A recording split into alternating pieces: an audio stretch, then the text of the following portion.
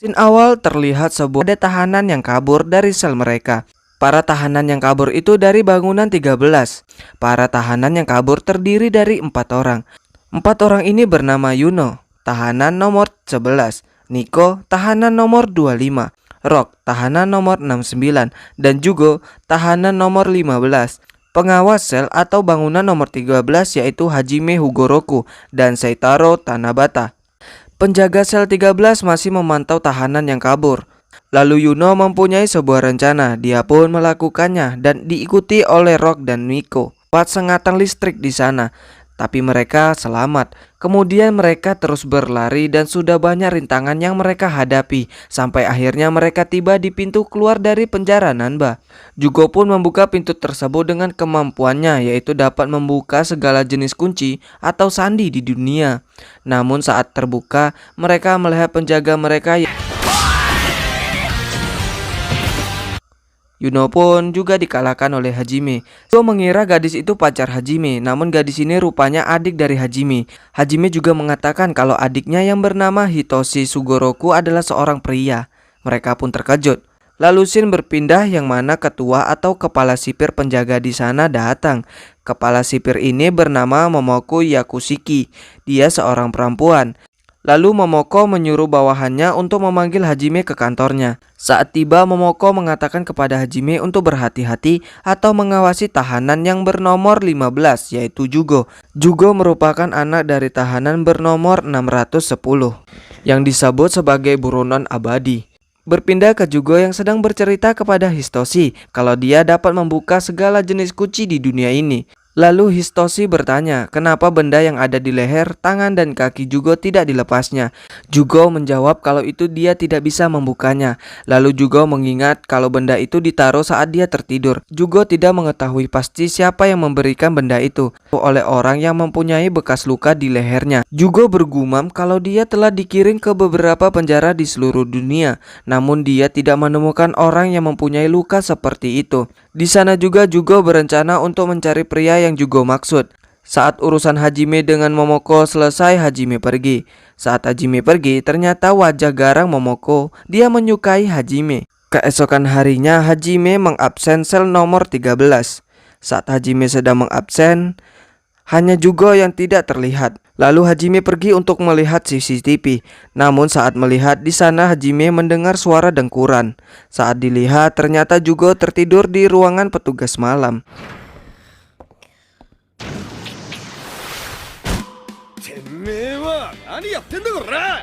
Jugo mengatakan dia tidur di sana karena temannya mendengkur sangat keras. Hajime bertanya kepada Yamato si penjaga malam. Yamato menjawab kalau dia latihan dari sore hingga pagi.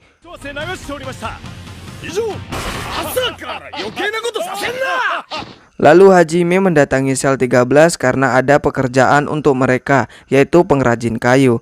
Rock dan Jugo ditugaskan untuk membuat lemari, sedangkan Nico dan Yuno memahat dan mengukir kayu. Tak lama kemudian Hajime datang untuk melihat hasil kerja mereka.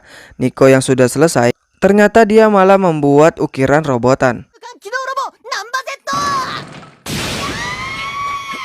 Yuno yang juga sudah selesai, ternyata Yuno membuat ukiran boneka wanita yang sedang cosplay.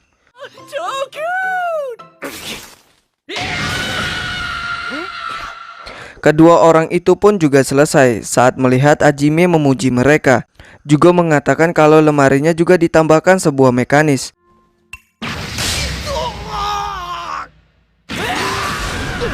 Saat di ruang merokok, Hajime sedang kesal karena perbuatan mereka tadi. Dan Hajime juga sedang memikirkan jika Momoko mengetahui tentang tahanannya. Lalu tiba-tiba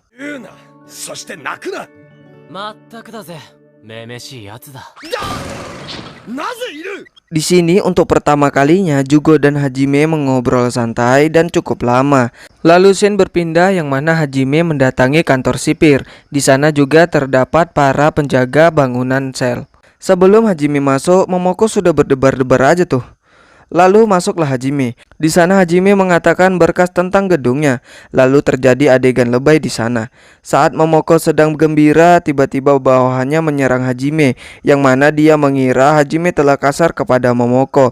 karena menjatuhkan kertas itu di mejanya. Karena tidak terima, Hajime pun memberikan pelajaran kepada bawahan itu. Di sana Hajime menceritakan semua tentang para tahanannya. Pertama, Nico, dia tertangkap sedang membeli narkoba. Para dokter menemukan beberapa alergi makanan dan penyakit misterius padanya. Namun saat dalam pengobatan dia kabur. Dia kabur karena membenci rasa obat yang pahit dan jarum suntik. Tapi di penjara Nanba dia sangat senang karena dia diberikan obat sesuai dengan rasa yang dia inginkan. Bahkan dia menantikan sebuah perawatan dan pengobatan. Lalu yang kedua, Rock. Dia dikirimkan ke pusat rehabilitas remaja. Itu karena dia memulai kerusuhan geng di kota dan memiliki alasan jelas untuk kabur dari penjara. Dia selalu kabur dari setiap penjara karena makanannya yang sangat buruk. Namun dia berperilaku baik di sini karena senang dengan makanan di sini. Lalu yang ketiga, Yuno. Yuno juga dikirim ke pusat rehabilitas remaja karena mengunjungi kasino bawah tanah. Dia masih belum pulih dari ketagihan berjudi. Alasan Yuno kabur dari penjara adalah karena seorang wanita. Dia kabur karena punya janji kencan. Dan yang terakhir yaitu Jugo. Dia tertangkap karena pencurian dan dikirim ke pusat rehabilitas. Tapi dia melarikan diri saat itu juga. Dari mereka berempat, Jugolah yang paling sering tertangkap. Dia adalah tipe tahanan yang harus dipenjara di sini. Jugo kabur dari setiap penjara karena sekedar hobi. Lalu keesokan harinya saat Seitaro berjalan, dia bertemu dengan Hajime. Di sana Seitaro menangis dan mengadu kepada Hajime kalau dia selalu dipermainkan atau dibully oleh para tahanan sel 13.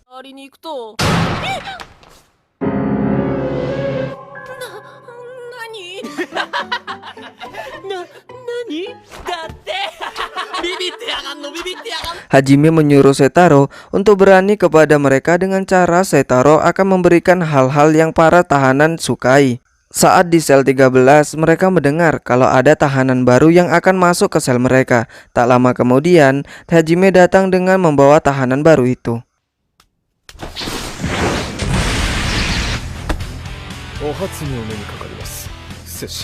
Gaya yang spektakuler. Dia bernama Tsukumo, tahanan nomor 99. Dia bisa dibilang seorang ninja. Tsukumo bercerita kenapa dia dikirimkan ke penjara Nanba. Aku adalah shinobi asli yang terlahir di negeri para shinobi. Aku harus hidup di bayangan dan seperti bayangan. Diam-diam adalah aktivitasku sehari-hari. Namun aku ditangkap sebagai orang yang mencurigakan. Ya iyalah, goblok. Tsukumo berhasil kabur dari banyak penjara karena dengan jurusnya. Baginya kabur dari penjara itu seperti mengambil permen dari bayi. Mendengarkan itu, Jugo mengajak Tsukumo untuk adu mekanik dalam hal kabur dari penjara. Tsukumo pun setuju. Dan itu akan dimulai saat tengah malam. Lalu adu mekanik dalam hal kabur atau kejuaraan melarikan diri pun dimulai. Di sana juga telah sampai di pertengahan penjara. Namun ternyata Tsukumo hanya mengikuti Jugo, bukan mencari jalan kaburnya sendiri. Di sana Rock, Yuno dan Nico juga ikut dan menjadi juri mereka. Jugo menjadi kesal karena Tsukumo terus mengikutinya. Tak lama kemudian mereka ketahuan oleh Hajime. Di sana Hajime sudah marah besar. Karena ketahuan, Tsukumo mengeluarkan tekniknya, namun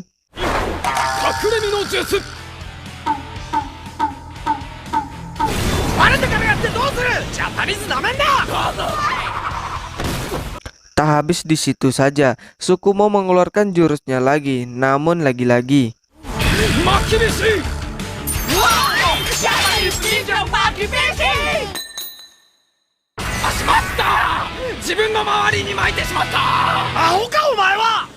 pada akhirnya mereka kembali ke sel mereka, kecuali Tsukumo. Dia masih terjebak di jurusnya sendiri. Berpindah ke rapat para ketua penjaga gedung. Di sana mereka rapat tentang perlombaan Nanba untuk acara tahun baru. Setiap penjaga gedung akan ikut dan tahanan mereka juga. Setelah selesai, lonceng yang menandakan tahun baru pun dibunyikan. Di sel 13, Yuno mengusulkan untuk mencoba melarikan diri di tahun baru itu. Lalu berangkatlah mereka. Keesokan harinya acara perlombaan tahun baru pun dimulai. Di sana Satoru mengatakan kepada para tahanan jika mereka bisa memenangkan semua perlombaan, setiap tahanan akan mendapatkan barang apapun yang mereka inginkan. Kemudian acara pertama pun dimulai. Acara pertama adalah Kakizom. Kakizom adalah menulis kaligrafi dengan kata selamat tahun baru. Peserta dengan artistik tulisan paling bagus akan menang. Lalu Hajime dan Yamato pun maju. Singkat cerita, mereka pun menang dengan skor tertinggi dan lanjut ke perlombaan kedua, yaitu menumbuk mochi dan daruma. Acara ini membutuhkan kekuatan dan stamina. Peraturannya mudah. Jika mochi selesai, menjadi pemenang, tapi jika darumanya roboh akan kalah. Bagi yang tidak mengerti, wajah besar yang berisi mochi akan ditumbuk hingga padat. Namun di bawah wadah mochi terdapat 3 balok bulat. Satu orang menumbuk mochi dan satu orang lagi menjaga balok dari serangan seseorang yang akan merobohkan balok atau daruma. Babak pertama adalah gedung 5 sel 8 melawan gedung 13 sel 13. Lalu Yamato dan Rock yang menjadi perwakilan dari gedung 13 sel 13. Yamato bagian menumbuk mochi dan Rock menjaga daruma. Tak lama kemudian daruma Rock pun tumbang satu blok dibuat lawannya yang bernama Liang. Cerita sedikit, Rock dan Liang saling kenal karena mereka pernah satu sel. Lalu terjadi pertarungan antara Rock dan Liang.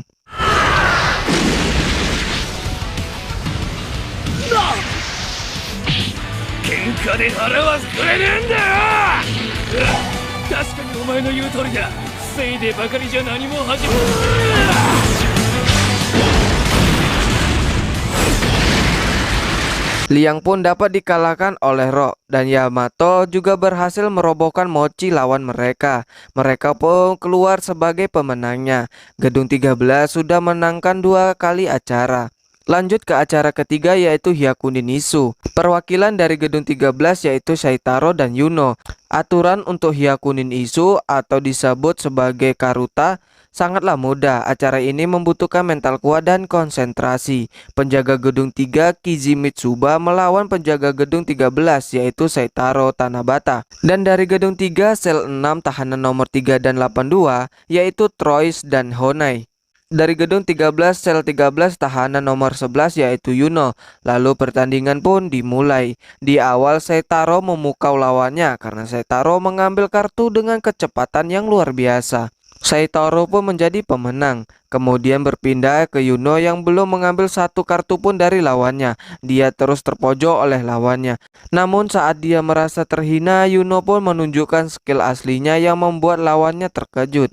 Yuno pun menjadi pemenangnya. Di sisi lain, Nico habis dari mengambil obat. Di sana dia melihat seorang tahanan yang sedang duduk sambil terbang atau melayang. Kejadian itu pun membuat Nico terkejut. Kemudian Nico melaporkan kejadian itu kepada Hajime. Namun Hajime tidak memperdulikan hal itu. Lalu masuk ke acara 4 yaitu gasing kayu. Namun gasing kayu ini memiliki ukuran yang luar biasa besar. Permainan ini dibutuhkan yang namanya kerjasama. Putar gasing di tengah arena. Gasing yang mendorong keluar arena atau menghancurkan yang lain akan menang. Perwakilan gedung 13 yaitu Hajime dan Nico. Mereka melawan gedung 5 sel 8 yaitu Samon Goku dan nomor 58 nomor 71. Nomor 58 adalah orang yang dilihat Nico tadi. Kemudian Nico menggeret Hajime masuk ke arena.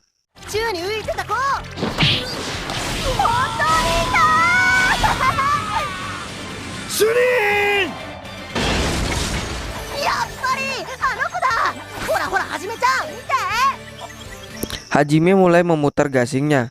Setelah diputar, Hajime bertarung melawan Goku dan Nico juga bertarung melawan tahanan nomor 58 atau Upa.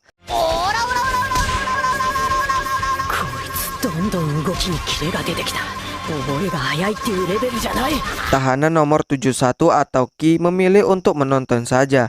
Hajime yang masih bertarung dan pada akhirnya Hajime pun menang dengan menghentikan atau melemparkan gasing lawannya. Dan di sisi lain Nico bertarung dengan kekuatan sihir atau Ki.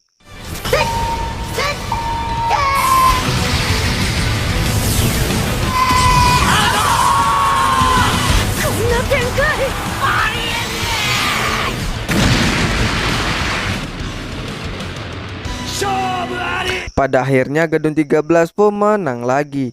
Kemudian sampailah ke babak final yang mana pertandingan kali ini adalah sebuah pertarungan 1 versus 1 yang memperebutkan tong sake atau tong bir. Pertandingan kali ini Hajime akan melawan penjaga gedung yang bernama Yozakura dan perwakilan tahanan yaitu Jugo melawan tahanan nomor 634.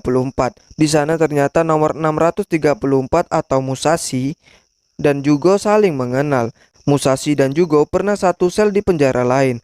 Tak lama kemudian pertandingan pun dimulai. Musashi pun mulai menyerang Jugo. Hajime yang mulai berusaha mendatangi Tong ditahan oleh Yoza. Terjadi pertarungan di sana. Jugo yang berusaha melawan, namun kita tahu Jugo lumayan payah dalam bertarung. Dia pun dihempaskan dengan mudahnya oleh Musashi. Di sana juga Jugo meminta Musashi untuk mengobrol, namun Musashi berkata, "Kemana kepuasan yang kau punya itu? Kepuasan saat kau menghancurkan mataku ini." Apa maksudnya itu? Kita akan tahunya nanti. Di sisi lain Hajime berhasil memojokkan Yoza. Lalu Yoza mengeluarkan teknik spesialnya yaitu Kamai Tachi. Itu adalah teknik mencabuk dengan kecepatan penuh sehingga membuat angin tajam. Namun berpindah ke Jugo yang babak belur oleh Musashi. Di sana Musashi meminta Jugo untuk memberikan borgolnya.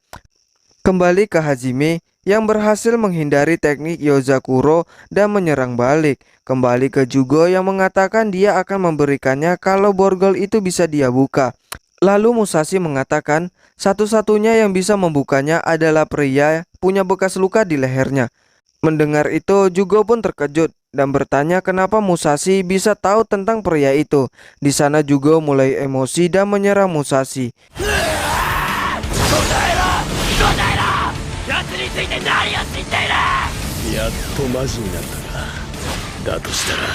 Kemudian Musashi mengeluarkan api dari tangannya dan menyerang Jugo sambil berkata, "Aku akan beritahu jika kau bisa mengalahkanku." Kejadian itu membuat semua orang di sana terkejut. Musashi yang mengeluarkan api disebut dengan pembakaran spontan. Itu saat tubuh manusia meledak menjadi sebuah api. Jugo yang melamun tiba-tiba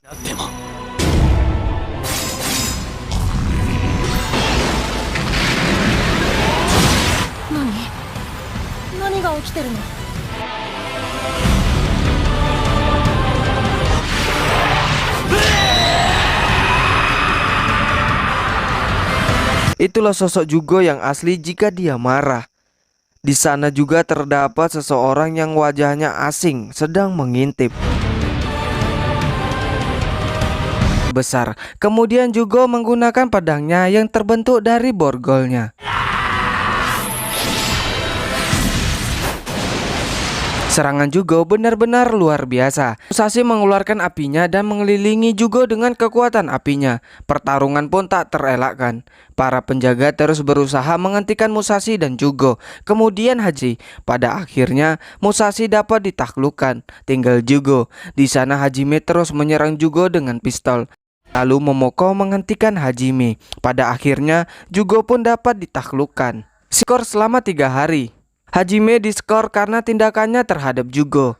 Hajime pun terkejut. Singkat cerita, 3 hari pun berlalu. Dan kini Hajime telah masuk kembali. Kemudian Hajime bertemu dengan Yozakura. Yozakura mengatakan kalau Musashi ingin berbicara kepada Jugo, namun tidak diperbolehkan. Lalu Yozakura memberikan telepon kepada Hajime untuk memberikannya kepada Jugo yang sedang dipenjara di bawah tanah. Dan mereka juga berencana untuk mencari informasi penyebab pertengkaran mereka. Lalu berangkatlah Hajime. Sesampainya di sana Hajime memberikan ponsel itu dan mengatakan kalau Musashi ingin berbicara. Tak lama kemudian Musashi mengatakan kalau dia tidak tahu keberadaan pria yang mempunyai bekas luka di lehernya. Dan sebenarnya Musashi juga sedang mencari pria itu. Musashi juga ingin sekali memiliki borgol Jugo karena dia ingin membunuh pria itu dengan borgol itu.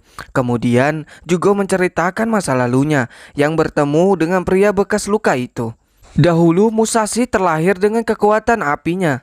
Namun kekuatannya terkadang keluar sendiri dan membuat tempat di sekitarnya terbakar. Karena itu Musashi dijauhi, dibenci, dan dianggap aneh orang-orang di sekitarnya. Sampai suatu saat pria bekas luka datang padanya dan mengatakan kalau dia dapat menghilangkan kekuatannya. Namun pria itu hanya ingin menggunakan kekuatan Musashi untuk penelitiannya dan dirubah menjadi Musashi yang sekarang, yang dapat mengendalikan kekuatannya. Bekas luka pada Musashi disebabkan oleh pria itu, dan pria itu juga mempunyai borgol sama persis seperti punya Jugo, dan pedang itu dapat memotong api Musashi. Karena itu Musashi ingin borgol Jugo. Dengan kekuatannya dan pedang Jugo, Musashi pasti akan bisa membunuhnya.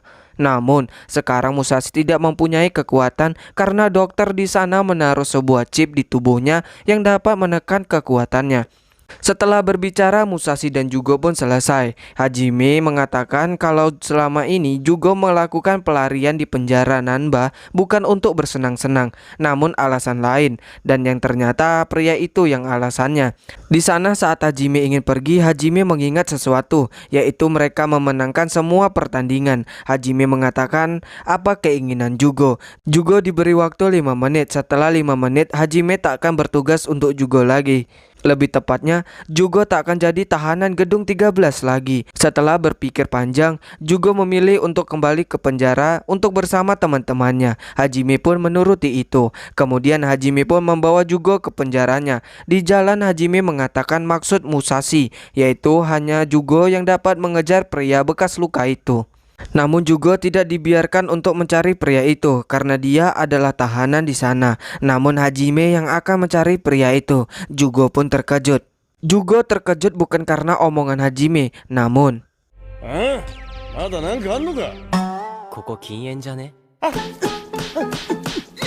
kemudian sampailah mereka di gedung 13 sel 13. Di sana Jugo pun mendapatkan sambutan hangat.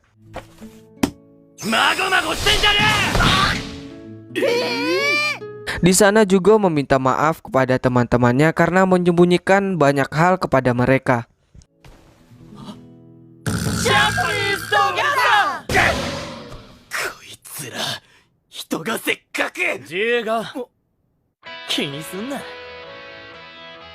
Mereka pun memaafkan Jugo dengan gembira. Karena gedung 13 sel 13 menang turnamen, mereka diberikan benda keinginan mereka masing-masing. Rock mendapatkan bendanya, yaitu batu panggang pizza, dan Rock mengundang Liang untuk makan pizza bareng. Nico mendapatkan perawatan dan alat game, dan Yuno mendapatkan perlengkapan permainan. Lalu Yuno mengundang Trios dan Honai untuk ikut bermain. Di sana Musashi datang. Mereka semua mulai tegang. Namun Musashi datang hanya untuk menyapa Jugo. Di sana Musashi juga meminta maaf kepada semua orang yang ada di sana termasuk Jugo. Di sana Yuno mengundang Musashi untuk datang ke ruang gamenya. Namun Musashi dipenjara bawah tanah dan tidak boleh keluar. Lalu Yuzakura mengatakan kalau aku akan memikirkannya lagi. Dan dengan syarat Yuzakura ingin lebih tahu lagi tentang masalah lalu Musashi.